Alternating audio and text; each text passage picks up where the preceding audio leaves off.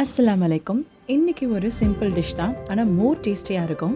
Maximum கோழி ஈர சாப்பிட்றவங்க கிடையாது. இது பிடிக்காதவங்க கூட இப்படி செஞ்சால் ரொம்ப பிடிக்கும்.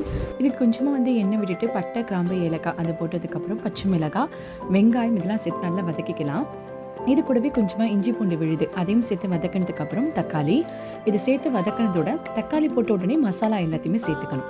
இது கூடவே தயிர் கொஞ்சமாக ஆட் பண்ணி நல்லா வதக்கிக்கலாம். ஈரத்தை கழுவி எடுத்துட்டு கொஞ்சம் நேரம் ஒரு 2 நிமிஷம் மட்டும் சுடுதலை போட்டு வேக வச்சு எடுத்திருக்கேன்.